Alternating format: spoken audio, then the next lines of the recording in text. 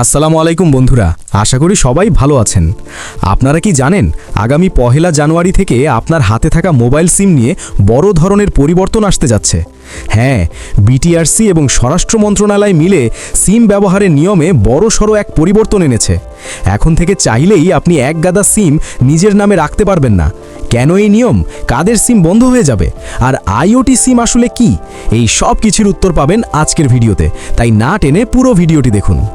মূল খবরটি হচ্ছে আগামী 1 জানুয়ারি থেকে একটি এনআইডির বিপরীতে আপনি 5টির বেশি সিম আর কিনতে পারবেন না। আগে যেখানে একজন গ্রাহক সর্বোচ্চ 15টি সিম রাখতে পারতেন, সেটা কমিয়ে প্রথমে 10টি করা হয়েছিল, কিন্তু এখন স্বরাষ্ট্র মন্ত্রণালয়ের সুপারিশে সেই সংখ্যা নামিয়ে আনা হচ্ছে মাত্র 5টিতে। এখন প্রশ্ন হলো, যাদের অলরেডি 10টির বেশি সিম আছে তাদের কি হবে? বিটিআরসির তথ্যমতে প্রায় 90 লাখ গ্রাহকের কাছে বর্তমানে 10টির বেশি সিম রয়েছে। 1 জানুয়ারি থেকে এই অতিরিক্ত সিমগুলো ধাপে ধাপে অচল বা বন্ধ করে দেওয়া হবে। বিটিআরসি অলরেডি অপারেটরদের তালিকা দিচ্ছে, যাতে তারা জানুয়ারি থেকেই এই অতিরিক্ত সিমগুলো নেটওয়ার্ক থেকে বিচ্ছিন্ন করে দেয়। তবে একটা স্বস্তির খবরও আছে। অনেকে হয়তো স্মার্ট ডিভাইস বা ইন্টারনেটের জন্য অনেকগুলো সিম ব্যবহার করেন। তাদের জন্য বিটিআরসি নতুন আইওটি সিম বাজারে ছাড়ার প্রক্রিয়া চূড়ান্ত করেছে। এই সিমগুলো শুধুমাত্র ডাটা বা ইন্টারনেটের জন্য কাজ করবে। এগুলো দিয়ে সরাসরি ভয়েস কল করা যাবে না। মজার ব্যাপার হলো, আপনার ব্যক্তিগত 5টি সিমের কোটার মধ্যে এই আইওটি সিমগুলো পড়বে না।